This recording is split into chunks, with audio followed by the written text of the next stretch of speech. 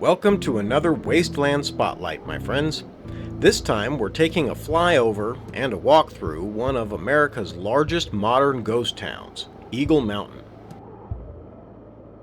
This is no Wild West ruin like most ghost towns that you would expect to find out west here in the California desert.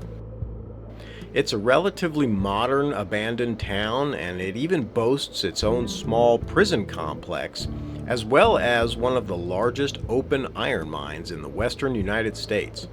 So, let's go take a look, and welcome to the Wasteland.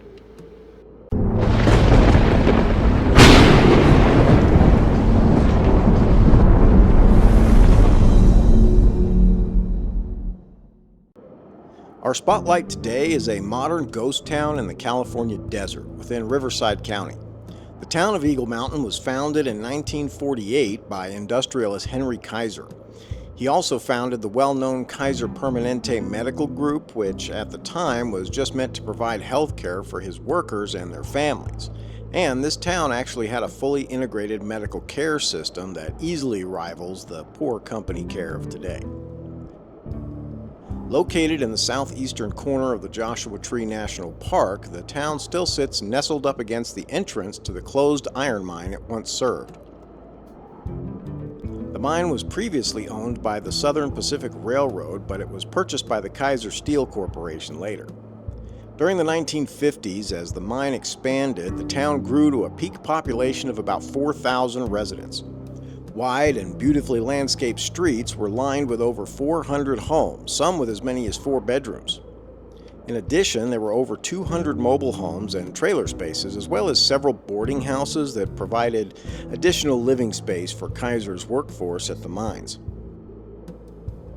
It had all the amenities one could expect of a small American town, including an auditorium, a park, a small shopping center, and there was even a community swimming pool, lighted tennis courts, and a baseball field. In fact, there were several other businesses, including a bowling alley, 2 gas stations, a few different churches, and even a couple of schools. It was in the late 1930s that Henry Kaiser built the West Coast's first fully integrated steel mill. And in 1942, he built another mill just like it in Fontana, California, about 110 miles west of the Eagle Mountain mine. After building his mill, Henry Kaiser then purchased the mine from the Southern Pacific Railroad, which wasn't really fully utilizing it at the time. It was meant to be a source of high-grade iron ore.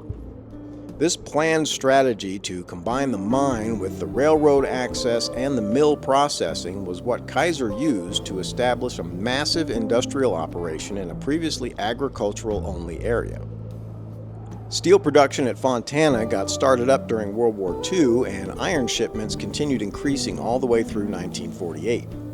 Our ghost town is what remains of the mining town constructed to work the largest iron mine in California, and its connection to the Southern Pacific Railroad running down into Fontana made it a very busy and productive enterprise. Eventually, environmental concerns in the 1970s and some stiff foreign competition led to a reduction in iron values and thus also production. That meant a population drop to under 2,000 residents and workers in the town. By November of 1981, the Kaiser Corporation announced the phasing out of half the Fontana Steelworks and the entire Eagle Mountain mine operation, something that was planned to happen over several years. The population gradually started reducing further as the layoffs began. The town's only grocery store closed in 1982, and the post office, which had been active since 1951, was eliminated by 1983. In June of the same year, the last official graduating class of Eagle Mountain High School celebrated their commencement right before the final closing of both the mine and the mill. The town did experience a brief resurgence in 1986 when the California Department of Corrections set up a prison for low-risk inmates at the back area of the town. Part of the old shopping center was used for the prison construction. And it did indeed open up for low-risk inmates until 2003. At that time, the low-risk designation turned out to be a serious miscalculation, and during the World Series in October of 2003, a violent riot broke out, resulting in 2 murders of inmates and serious injuries to dozens more. The guards were forced to retreat and abandon the prison, and the inmates basically took over until reinforcements arrived in enough numbers to put down the uprising. After that, the prison was shuttered for good, and along with it, so was the town. Over the years, there have been various proposals to use the place for different endeavors. In the late 1980s, there was talk about transforming the massive iron mine into a sanitary landfill for LA's trash, using the old railroad for transport, but due to numerous lawsuits regarding the environmental effects, this landfill project was canceled pretty quickly. Let's get down on foot now and start making our way into the town while I continue with our little history lesson. There has also been an effort to turn the old mine into a huge hydroelectric power generation system, but that has also been stalled by regulatory and environmental concerns. Mysteriously, in April of 2023, the abandoned town and the mining site were purchased for $22.5 million by a newly formed California-based LLC called Ecology Mountain Holdings. And this was seemingly formed just for this purpose, as the company has no other business listed. So far, they have refused all media inquiries regarding the site and what they intend to do with it, so the future of our ghost town remains a bit of a mystery. There has also been some strange activity within the grounds of the prison itself, involving automated drone launching and retrieval systems spotted inside. Some light media cover has been generated for this activity as a training center for DFR, or drone first responder operations, but as we can see from my flights over and walks through the town, there seems to be no real activity whatsoever. Whatever is happening is under the guise of a company calling itself Flying Lion, but the only details available are from company press releases or their own media. They even named the place Flytown. There is little independent confirmation of this reported activity in the public eye. What we do know is that Flying Lion doesn't own the property, and seemingly isn't really doing much business since they're opening articles and shiny new website. And that's kind of all I will say about that here. My regular viewers already know the story of my recon inside the prison, a video that I can't repost for the time being. And for my new viewers, well, you'll just have to use your imagination and come up with some theory that might have made Tom Clancy proud, because at the moment I'm not at liberty to really talk about it, which really irritates the hell out of me. But in the meantime, back to our ghost town. This mostly dry wash separates the older part of town from the newer. The old part was that area we just walked through while I was blabbering on, filled with the foundations of houses that were torn down back in the day when they built the prison. Now this wash serves as the impromptu border of the town as it exists today. Once we get up the other side here, it'll be time to explore for real.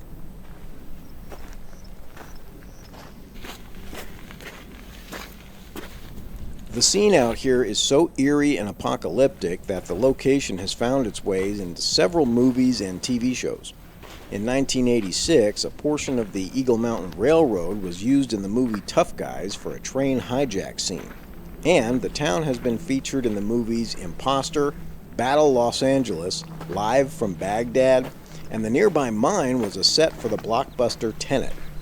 The car show Top Gear USA has also used the location multiple times as well.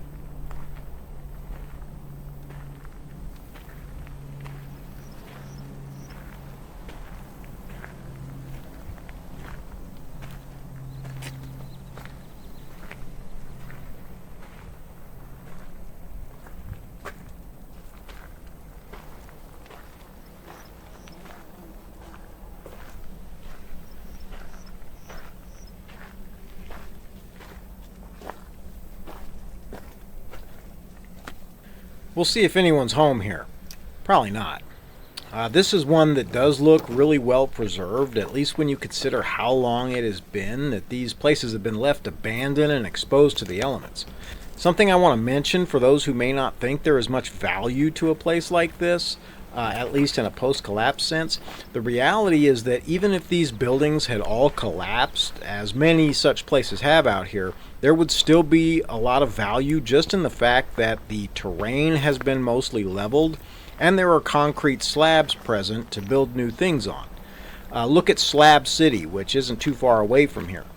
if you really want to see an example of a real wasteland town of today.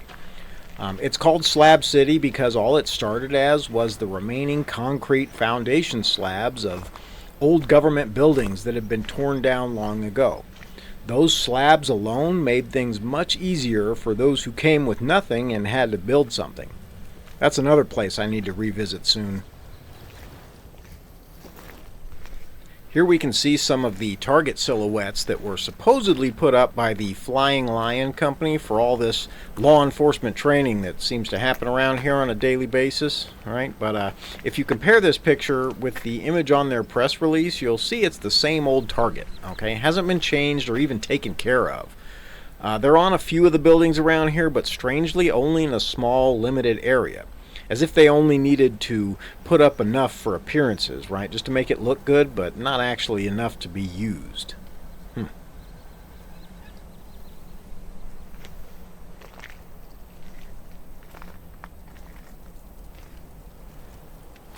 Okay, now sometimes I do get people that'll ask me about these little explorations and the videos that I make about them, wondering, what all this has to do with prepping and such, right? This is a prepping channel, not an exploration channel. So I do want to address that a little bit while we walk around this place. Now, part of it is just so that you can have something cool to look at while I talk about things related to collapse or prepping. It's better for you to get to see an interesting location rather than just me sitting and talking to the camera. And I know, yes, I'm roguishly handsome, and no doubt everyone wants to see more of me, but you know what? I'm just not sure that's really good for you. Anyway, that's part of it. I like to be able to share these interesting locations, and since I have to be out here anyway, why not make something of it? And why do I have to be out here? Well, that's where the prepping starts to come in, okay? Now, remember, this channel isn't about the run-of-the-mill prepping activities and such, okay? There's other places to go for those necessities. No, this is for the unconventional collapse prepping knowledge, all right? Things that other channels don't talk about much. And one of those things is getting to know the area and environment around your city or town very well, all right? Like so well that you can make your way back and forth across it without ever needing a map or a compass, let alone a GPS. All right, you have to think about the post-collapse world for that to make sense. See, what we're preparing and planning for is the complete and total end of modern civilization. All right, nuclear war, deadly viral outbreak, Congress beginning to make sense, like real end-of-the-world type stuff, all right? And a big part of preparing for that eventuality is getting yourself ready to live without modern technology and without having same-day Amazon Prime shipping at your disposal every time you need a fresh pair of undies, okay? When that world and all of its conveniences are gone, you're going to have to carry on with the business of survival and living. Right, that's going to mean a lot of things, and one of them is that you can't just pop open your phone to figure out where you can go get something anymore. That is where knowing your area of operations comes into play. You want to know from first-hand experience where everything in your area is located. You want to know how to get there and what is located there. That's the first part of what these little excursions of mine mean. Is I spend a lot of time going out and simply traveling and exploring the land for hundreds of miles around the spot where I'll end up being bunkered in after SHTF. Another part of it is simply staying fit, okay? And I don't mean looking good fit, I mean functionally fit. All right. One thing that you will be doing an enormous amount of post-collapse is walking and hiking, often carrying a heavy load of supplies or gear or other stuff. A great way to get ready to do that for real is, it's to go out and regularly do it for real, okay? Another thing I'll say about this today is that it's an excellent way to help quiet your mind, okay, and get you away from the distractions, stress, and hustle of societal life. Right? Spending a day or two hiking across the desert is a great way to get some peace and quiet for thinking. There's often no phone service, no other people, and no infrastructure or anything like that to keep your mind from doing what it needs to do, and that is to think clearly and critically about the information that you've absorbed over time. All right. Most people aren't even aware of how bad things are getting on a global scale because they're all too focused on worrying about, how bad it's getting at their individual level. All right, and while it's important to be aware of that too, you don't want to focus so closely on your day-to-day collapse that you miss the onset of the global one. Spending time out in the wilderness and away from the city and all the societal responsibilities, that can really help you see the bigger picture. Give you time to metabolize all that information that's been taken in by your mind over time. A lot of time people, they know what's going on, but they just haven't had the time to really process what it means and how it can affect them on a larger scale. Being out here gives you that, okay? And those are some of the ways that all this exploring applies to prepping.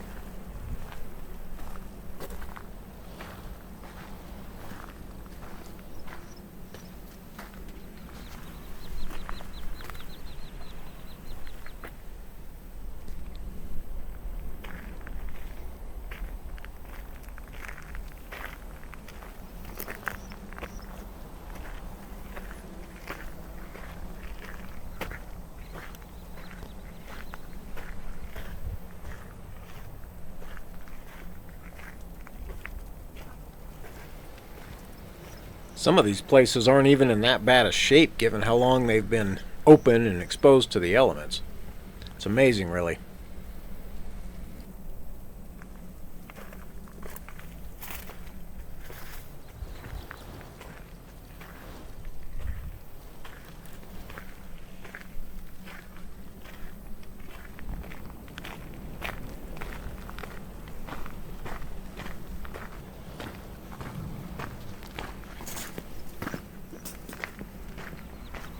This little bucket rig here, tattered, dirty, and filled with standing water, along with those sun-baked and faded targets up on a couple of doors and windows, that's supposed to represent the thriving and vibrant drone first responder training business that is said to be operating out here. Now, I don't know about any of you out there, but I have more and better quality stuff just for me and my own little ragged band of comrades to go out in the desert and shoot arrows at. Our airsoft games have a better setup too. And yet, we're supposed to believe that what is going on here and back in the prison is actually a nationally acclaimed law enforcement drone training school. Huh, I guess. But anyway, it's their story, so I'm going to let them tell it. Try to keep myself out of some trouble. Speaking of trouble, even though I haven't seen a soul out here, and I also know that the drones back at the prison are still locked up tight in their cradles, I can't completely shake the feeling that I'm being watched out here, or hunted or stalked or something. I do believe that the whole flying lion thing is some sort of a cover for something else, maybe one of Uncle Sam's cash disposal systems, but honestly, I have no idea. And the whole thing kept me feeling pretty uneasy when I was out there. It's one thing to be confronted by someone in authority or whatnot when you're out somewhere that you shouldn't be, okay? That's to be expected. I've been confronted at the boundaries of Area 51, multiple U.S. Air Force bases, and quite a few other places during my scouting runs. And in my experience, when something is legit, people will come right out and ask you what the hell you're doing there. But watching from the distance, mucking around with drones, or possibly even sliding around the shadows of my back trail makes me think of people with more nefarious reasons for being wherever we happen to be. Or maybe I'm letting my imagination get the better of me and I'm the only one here. Either way, the mission continued. We do like to role-play different scenarios in my group just for brainstorming purposes, but can you imagine setting up in a place like this post-collapse? I mean, it's pretty defensible with rough mountains to the rear and a commanding view out across the valley to the front. It would be an interesting thing if you had the people to manage such a place. I mean, wow. Between the town, the prison, and the mine itself, you have all the materials you could ever need to build a small community. Excellent access to water for a desert spot. These mountains here tend to catch the systems passing through pretty well. Causes a lot of precipitation, and the mine itself could basically be turned into a giant reservoir, which is exactly what the intent was when they were thinking of turning it into a hydroelectric power plant. I think the idea was to allow the lake to fill at the surface and then do a gravity feed thing down underground through some turbines to create power. I'm not sure about that, but I think that was the general idea. Anyway, speaking from a strictly post-collapse standpoint, obviously you would also have to consider the presence of the massive solar plant just down in the valley. The Desert Sunlight Solar Farm covers 6 square miles of desert out there. Here's a photo shot from an aircraft just so you can get an idea of how big that really is. The place generates an impressive 550 megawatts of electricity, mostly to help feed the power-hungry bastards in Los Angeles nearby. Talk about a post-collapse resource. Also nearby is the huge Hines water pumping station in the mountains just south of the town of Eagle Mountain. It's the last of 5 pumping stations in line for the Colorado River Aqueduct project, which brings water that last step of the way from Lake Havasu in Arizona up over the mountains to feed the water-hungry bastards in Los Angeles nearby. Yet another major resource in the area.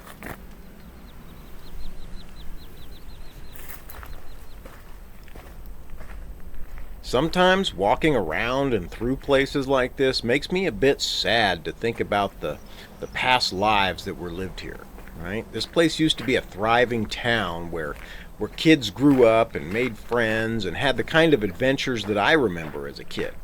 And then, one day, it all collapsed. And it didn't collapse from any disaster or disease or war or anything like that. It simply died because some company had no use for it anymore. What Henry Kaiser originally did in building a whole town for his people and providing them with a locally active economy and company-owned medical care as well as employment, that was an amazing thing. It showed a different commitment to the people than companies today show their wage slaves. I mean their employees.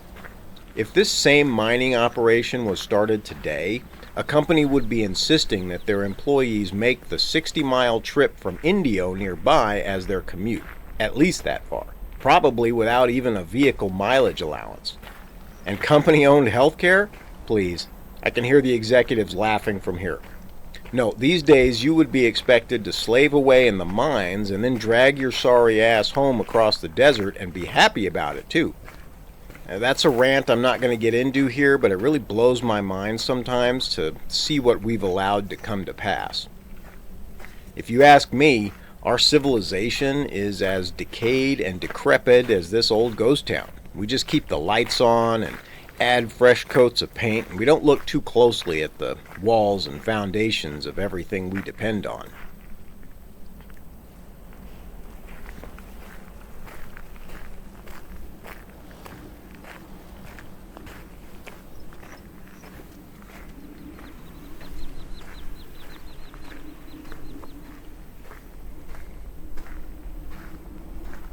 I found this little guy crashed here.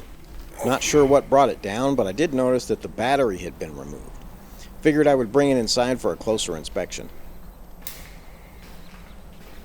I didn't recognize the brand when I found it, and I still don't. It turned out to be one of those cheap Temu brands, and I was surprised that anyone willing to make the trip out here didn't bring something better.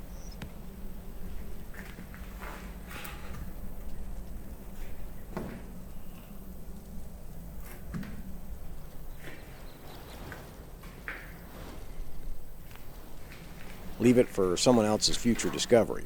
Hey, maybe they'll put it in one of their YouTube videos.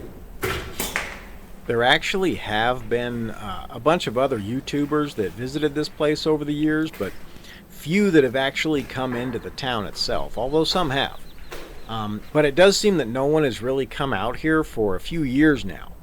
I'm guessing that the heat got a little too hot, and I do know for certain that now if you just try to drive up the only road to town, you won't even get close enough to see the place. Something's going on with the old mine over here as well, and the company that bought it, and that's why I'm not walking over there to check out that area.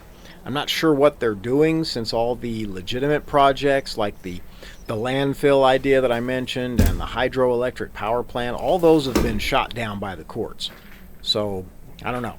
Maybe they're going to film a season of the new Fallout show there or something. I mean, that would make sense. Or perhaps the company went ahead with the dumping of hazardous materials anyway. It wouldn't be the first time.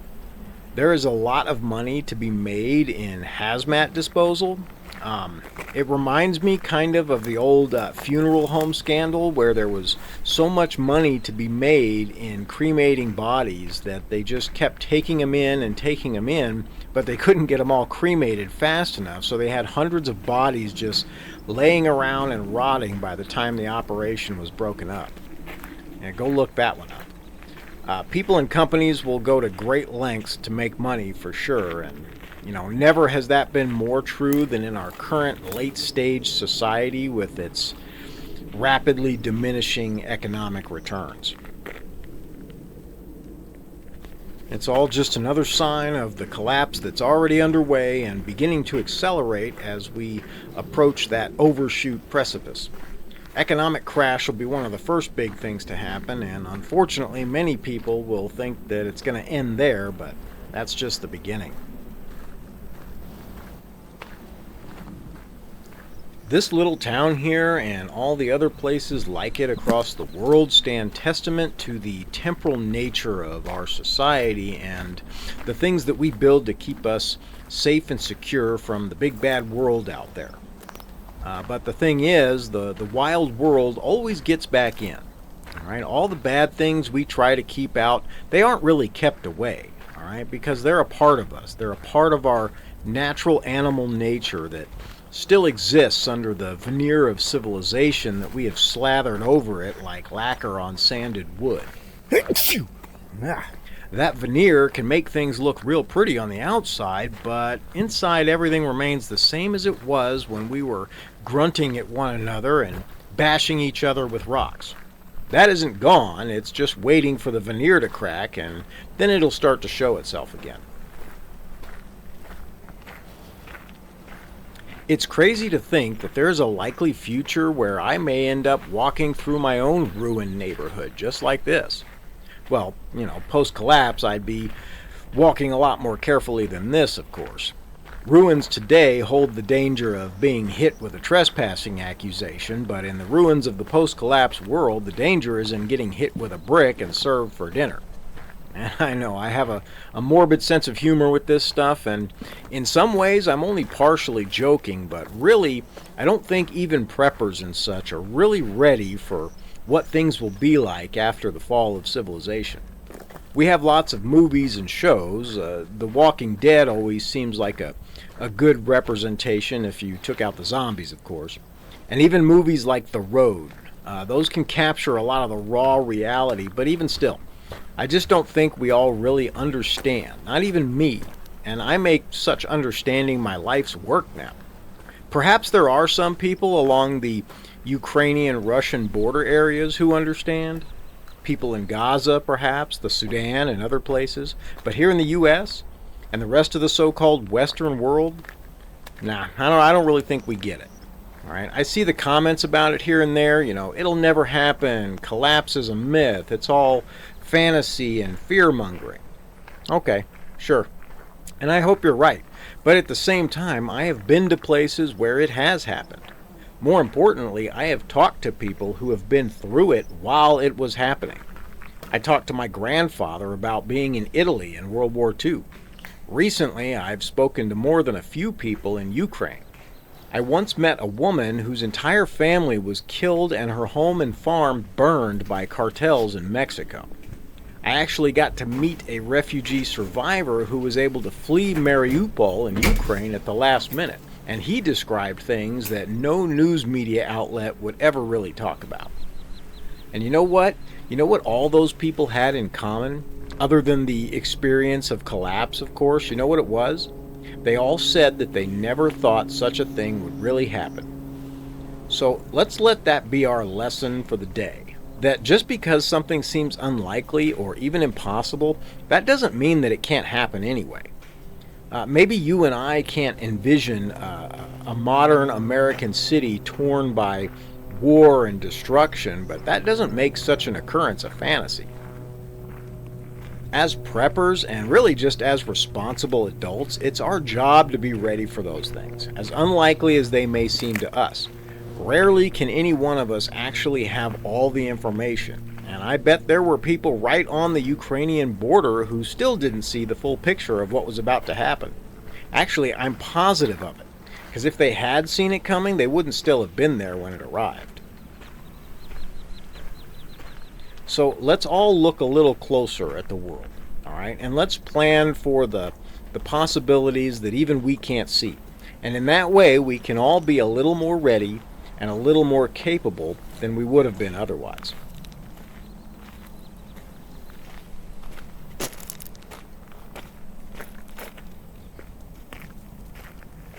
Alright, that's what I have for you today, my friends. I hope you enjoyed the video and the little exploration, and I hope that this one survives without getting me in any further trouble.